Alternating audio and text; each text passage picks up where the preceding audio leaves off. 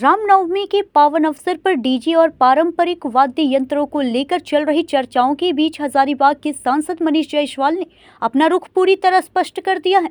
उन्होंने दो टूक शब्दों में कहा कि परंपराओं के साथ कोई समझौता नहीं होगा। सांसद मनीष जायसवाल ने कहा कि हजारीबाग की रामनवमी में पिछले 100 से ऊपर सालों से परंपरागत तरीके से जो गाजा बाजा होता है वह बजते आ रहा है। यह प्रश्न ही बेकार है कि डीजे बजेगा कि नहीं बजेगा। 100% हर साल जैसा होता है वैसा ही होगा। प्रशासनिक बंदिशों और सरकारी निर्देशों पर टिप्पणी करते हुए उन्होंने स्पष्ट किया कि आस्था का मार्ग सर्वोपरि है।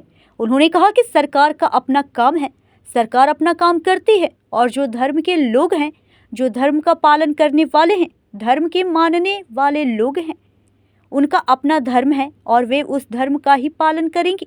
उन्होंने कहा कि मैं पूरी रिस्पॉन्सिबिलिटी के साथ आपको कह सकता हूं कि पूरे झारखंड में ही नहीं बल्कि पूरे देश में रामनवमी के उपलक्ष्य में जो गाजा बाजा बजता है वह पूर्ण वैभव के साथ बजेगा और रामनवमी संपन्न होगा। करोड़ों लोगों की आस्था इससे जुड़ी हुई है। डीजे को लेकर तरह तरह की बातें आ रही हैं, आप स्पष्ट बताइए कि डीजे बजेगा कि नहीं बजेगा। देखिए, हजारीबाग की रामनवमी में पिछले 100 से ऊपर सालों से परंपरागत तरीके से जो गाजा बाजा होता है वो बजते आ रहा है। ये प्रश्न ही बेकार है कि डीजे बजेगा कि नहीं बजेगा। 100% हर साल जैसे होता है वैसा ही होगा। सरकार का अपना काम है, सरकार अपना काम करती है और जो धर्म के लोग हैं, जो धर्म का पालन करने वाले हैं, धर्म के मानने वाले लोग हैं, उनका अपना धर्म है, वो उस धर्म का ही पालन करेंगे।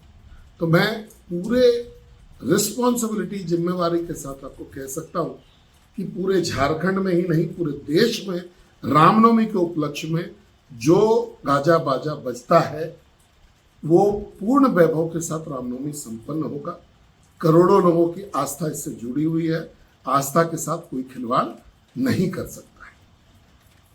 हजारीबाग से संजय लाल विश्वकर्मा की रिपोर्ट।